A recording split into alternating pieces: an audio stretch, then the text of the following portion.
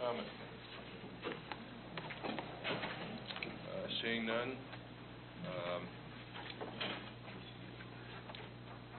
do I hear any corrections or modifications to the minutes from the previous meeting?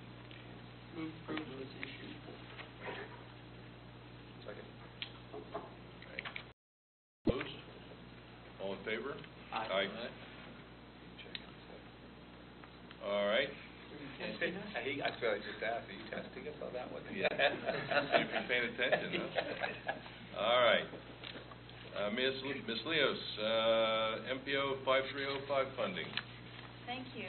This is an annual joint participation agreement between us and the Pinellas County, and it's for $80,000 that goes towards planning. And we're looking for approval to move forward with this. The amount has not changed since 2005.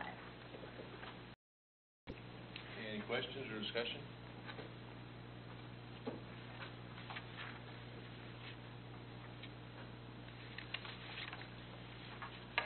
I move that we approve this for presentation to the board. Do I have a second? Second. Okay. All in favor? Aye. Opposed? Okay, motion passes unanimously. Investigation and audit of property tax exemptions. Sounds pretty exciting. Actually, I think it is. It is exciting, actually. It is. The property appraiser is wanting to conduct, along with the tax collector, an audit of all the personal exemptions. Primarily, it's the homestead exemption. Allow us and all the participating entities to go back 10 years to collect any exemptions that were fraudulently put out there. And they have contracted with Tax Management Associates to provide the audit services. And what they'll do is take a look for such things as, does someone who has a homestead exemption here have it elsewhere so that they're claiming to exempt. And we have to pay Tax Management Associates 30% of collect back for us, but otherwise we would not have these funds. We don't know what that value will be at this time, but we know it'll be a positive windfall for everybody who's participating. What type of methodology do they actually use?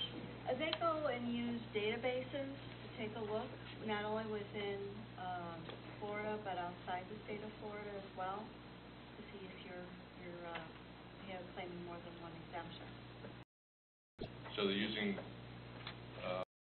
primarily existing documents from other sources, and I assume they've got some kind of software program that is proprietary to them that they use to this? That I do not know if it's priority to them, but I think this is very good to go back and take a look. At one time, when I spoke with Pam DeVoe, she said they had the staff that would be able to do that, but they don't have the staff anymore. That's why they're looking to outsource this. Okay. And This agreement is being asked of all entities that collect any kind of property tax, the school board, JWB, etc. It may be the cities as well. We passed it last week. Okay. Yeah, it's on our agenda for Thursday. yeah. Okay. Question. Yes, sir. When on utilities, when if you go back and if you audit, go back and find out that people weren't paying, there seems to be some recollection that you could only go back 4 years for that. How is that different than this? Actually, on utilities, I believe it's 6 years you can go back. On this, you can go back 10 years. They can impose a 50% fine plus interest at 15%. So it's much more robust. Going to assess those penalties? The assessment of the from each of the taxing jurisdictions. Okay. And so we'll decide we'll literally make the decision how much. Not us, but I mean, the penalties. If you've violated, let's say, the homestead exemption in last year, we would go back, well, not us, but the county 1 year and assess 50% of whatever their fraudulent exemption was, plus 15% over that period of time. So that was my question, are people that is signing up for this, is it No, that? because we don't do the tax collector's office, so I apologize. And vote this? And Pam Devoe. Yeah, okay. Obviously, they've done the legwork on this already, but have they had good success with other clients, other regions, or other tax analyses with other entities? I would presume so, but when they collected it through the sourcing. Yeah, they have. When I don't remember, when you file for exemptions, is there like a notice there that tells you, obviously, if you're not telling the truth, you can be subject to this kind of thing, or is this kind of done? Exemption, but I just filed for an exemption, but I don't recall, but it had to be my primary residence. I mean, certainly the spirit of it, I agree with. It's just, it seems like we're doing things kind of backward in arrears and not ahead of time. If we're not letting people know up front that they're not, if you don't do things honestly, we can come back to you. It may say that in there. That's a steep penalty is what I'm getting at. Right. And so she's the one that makes that sole determination on who she's going to go after and for how much. Everyone who is claiming to be reviewed. Well, what she explained to me was that Nelson County Property Appraiser's Office had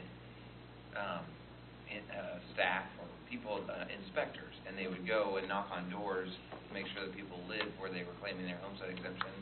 And then when the budget recession hit, those people got cut out, and then they haven't really been doing any inspections for some period of time. And then with new technology and these databases where this company can sort of troll the databases and figure out through computers if you're really living where you say you're living full homesteads, then... So it's kind of a regular thing, normal that she does, but if we could just find out about the upfront notification to people.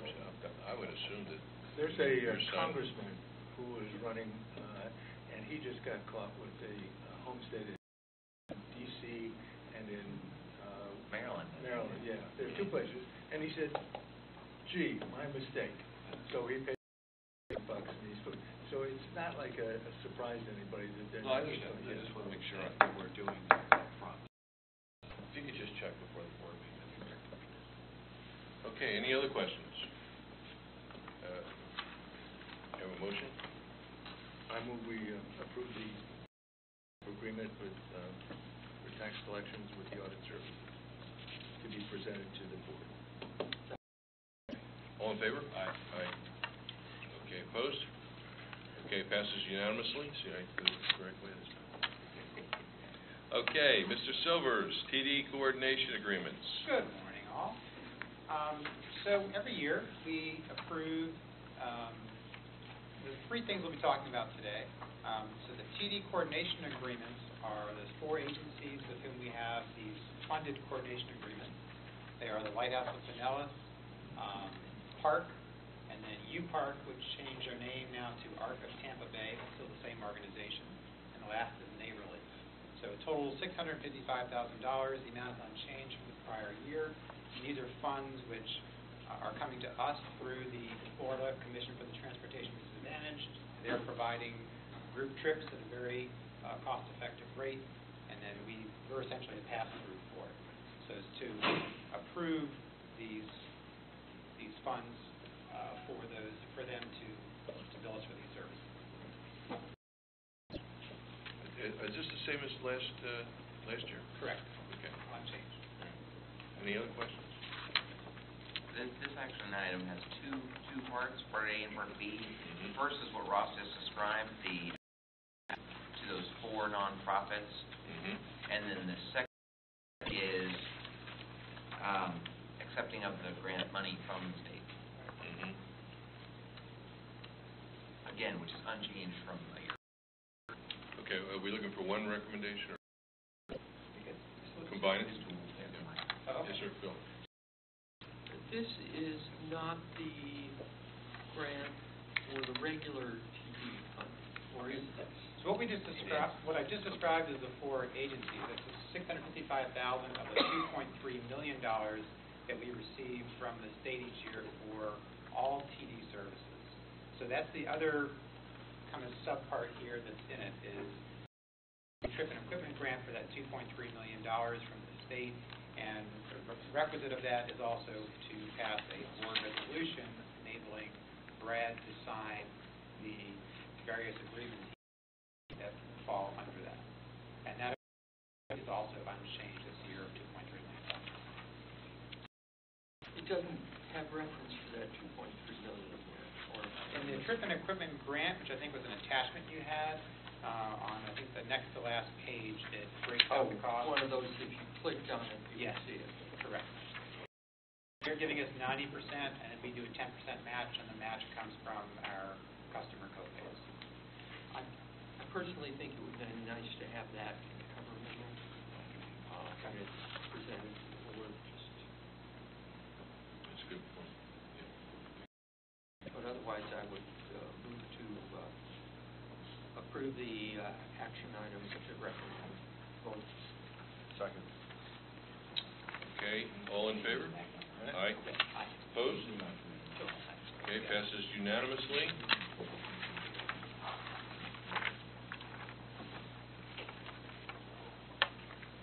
Okay, 2016 Employee Health, Mr. Longnecker. Morning.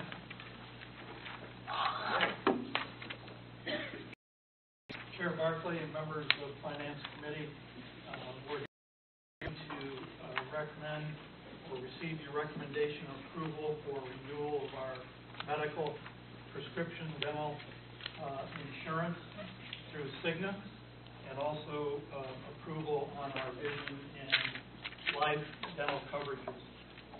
So typically, PSDA has been fully insured, and based on that, we were looking at alternatives or options that we could explore in pace with the increase in insurance costs.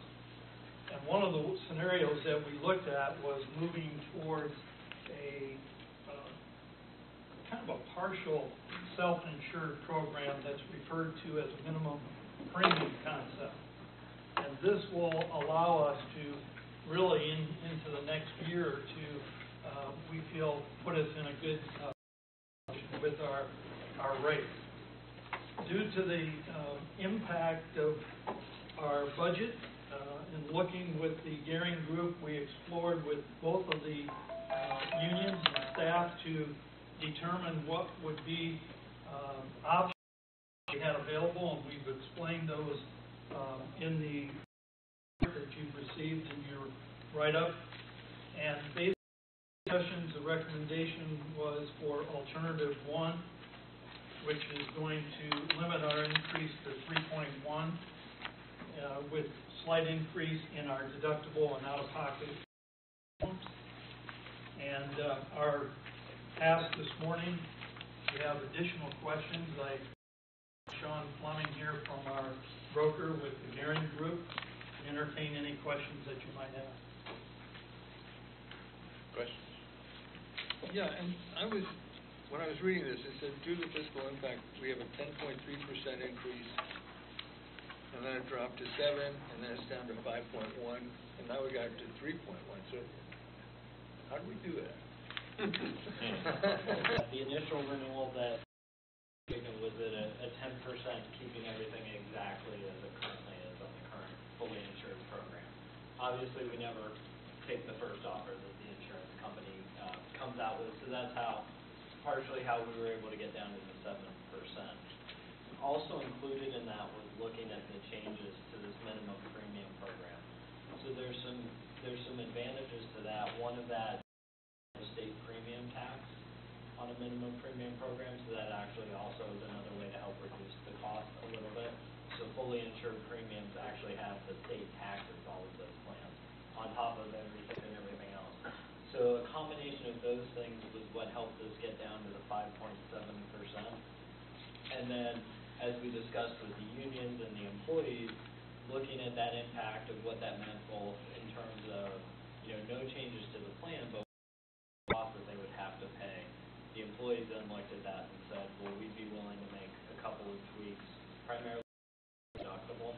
So really only if you go into the hospital, the co-pays aren't changing, and that was what was able to lower that down to 1% with a couple of changes. So the cost to PSAs go from 5.6 to 5.78. Total million in the shaded, actually, no.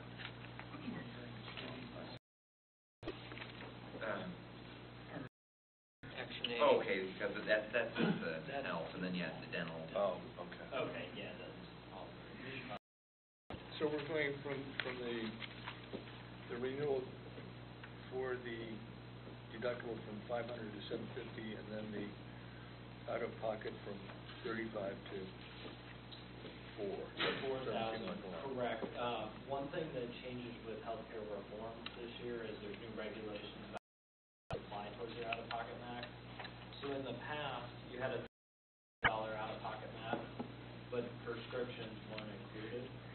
So you could meet your 3,500. Let's say you went to the hospital and had a catastrophic event, and they give you prescriptions to take for the rest of the year, paying for that indefinitely. Now you'll have a cap on the prescription as well. So that piece of the plan is actually getting a little bit better. I understand that.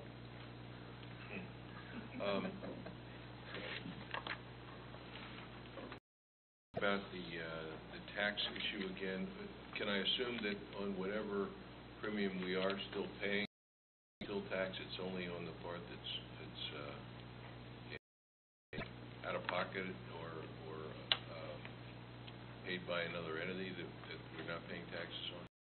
So the tax that I was referring to is the state assesses a tax on all fully insured plans.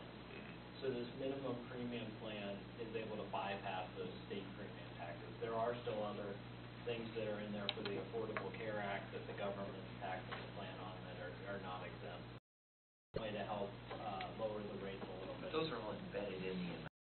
Those Yes, are still embedded. right, but that's part of but what, that- basically. the Exactly, that cost. helps Yeah. reduce the rate. Yeah, okay. Yes, Just, if I look at the table here, this current renewal, alternative 1, alternative 2, we're picking alternative 1. Yes, sir. And could you talk a little bit about how we involve the employees in picking? Well, Yeah. let me explain it. This is PSCA's largest contract that we have. It's almost budget. It's the health insurance for our employees. About 2 years ago was the first time that employees started paying anything for their health insurance. And now that the employees are paying, we have created a pretty robust system where we try to get a lot of input from the employees on as level the type of package we put together, because they're paying a small. The vast majority, something like close to 90% of the employees, only choose to cover themselves, the employee-only coverage. There's about 45 of us, including myself, that pay a lot more for family coverage, covering our dependents. But most of the bus drivers, these overall pay as a single, and that right now they are paying $5.90 per paycheck for health insurance this year. So these three options, alternative 2 was how much will we have to increase the deductibles and essentially make the insurance quote unquote a little bit worse to keep the premium, the $5.90, about the same, so that employees would pay the same. So that's what it turns out to be. You have to increase the deductible from $500 to $1,000, and the copays, as you see there, and the out-of-pocket maximum, et cetera, to keep the employees paying $5.90. And they just pay on the 50% of the increase, right? That's the formula that we use Yeah. to determine how much the employees pay. Theoretically, they're gonna pay half of any increase we get from Cigna after negotiations, and then, and we pay half. PSCA is still paying about 90% of the overall premium, still. So we basically gave the employees three options. One, do you want to keep your $5.90 coming out of your paycheck the same with a lower amount of insurance? To keep the insurance the same and have your paycheck deduction go up to something. Yeah. $16 a paycheck, so go from $5.90 to $16, and then we gave them a happy alternative one, which is $11.10 coming out of each paycheck. And a survey of the employees, they picked the $11 option. Okay. Each of these plans right here have a cost to us, to PSTA organization. Yes, and What are they? And the, Just so I, do you have that per plan? The total. yeah, Yeah, they- total. You're talking about the aggregate number? yeah, I'm sure there is somewhere So here. the renewal at the 5.7%, the total cost for the medical plan was about $5.936 million.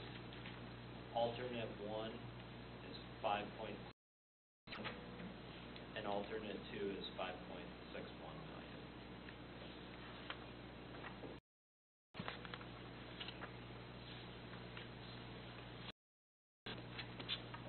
Each of the three options listed here, including the recommended one, are within the proposed FY16 budget amounts that we've tentatively budgeted.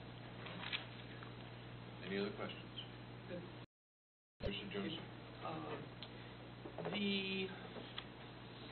There's some reference here to that we would have to set aside a reserve. Did I read that correctly? Yeah, so let me, if you want, because we didn't get it, the 10,000 foot real high level overview of the minimum premium may help. So minimum premium is kind of a hybrid between fully insured and self-funded.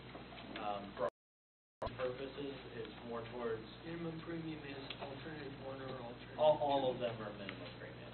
Okay. Correct. So the way minimum premium works is, of those total premium numbers that I gave you, so on the alternate we're looking at of the 5.7 million, a portion of that money gets divided out and goes towards for Cigna.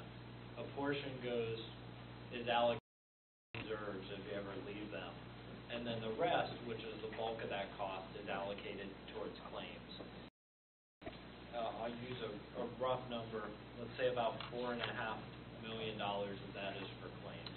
So part of it's for terminal if you ever leave, part of it's for administration around the plan.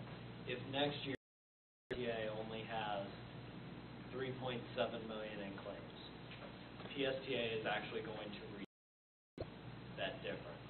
So you're going to save that $700,000 difference in my example. So you get the benefit of, if claims are lower than expected, PSTA will actually not pay that out. Now, we won't know till the end of the year, so from a budget point of view, your cap will never exceed those numbers I gave you. But should the claims experience be better than expected, there will actually be an additional savings on top of the 3% if claims come in lower. So it's a nice kind of blend. If you were to traditionally self-fund, you would be taking more risk above that 5.7 million number. This plan, your costs never exceed that amount, but if claims are lower than expected, there would be some additional savings to PSTA. So is there a maximum cap that we have Yep. in the cost, and what is that cost? That maximum is the number I gave you. So I gave you, the full maximum is the 3.1%, so it's the 5.78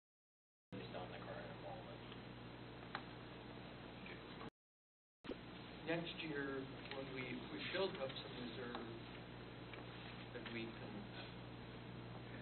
Yes, so when they give you your increase next year, if you use round numbers, if you have a $500,000 reserve that was a part of that now, and they increase everything 10%, well, only an additional $50,000 would go into your rates next year. So you typically get a little bit of actually a nice smoothing effect in year, because you're only funding the incremental increase in the reserve.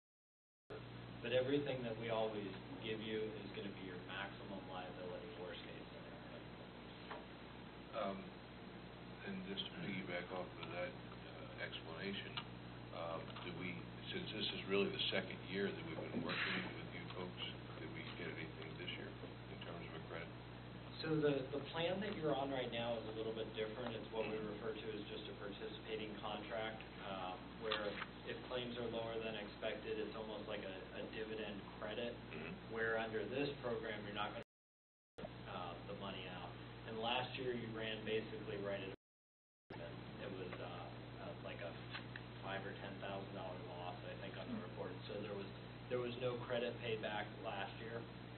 But this year, under this program, it's a little bit different, and there's a much, if claims are lower than expected, there's a much better chance of you not paying that money out. Okay. Sitting here next year with this, then we'll find out if we save some money. Would be pushed forward. Yes, sir. And we actually have, for the year that we're in, we'll be able to finish this year. But the nice thing is with the minimum premium is we will actually know on a month-by-month basis how you're tracking. So we can even give you like a mid-year report next year on the current plan. Good. Any other questions? Is there a motion? Move to recommend to the board acceptance of alternative one. Second. All in favor? Opposed? All right, thank you. Thank you. Okay. All right. Now, we move into the really fun stuff, right, Henry? Okay. So let's start off with the tire program. Last month, as you remember, this is action item 3F. Last year, and this is for a tire runout program. Last month, we came before you and presented that Michelin North America was going to be taking over leasing through PSTA. The former vendor was Goodyear Tire and Rubber Company. Under the Goodyear Tire program, we had approximately 1,450 Goodyear brand tires that are currently on the fleet. Customarily, what happens is when vendors change hands, rather than take off all of the old vendors' tires, we enter into what is known as the run-out program. Typically, it's structured for approximately 36 months. And what it does is it allows us to use up the former contractor's tires, all the while when those tires are used up, they are replaced with the new contract. So that's what this is. It's recommending approval to enter into the tire runout program with Goodyear, not to extend the 3 years, at the rate of 0.007 per mile, which is or was the existing mileage rate under the old Goodyear contract.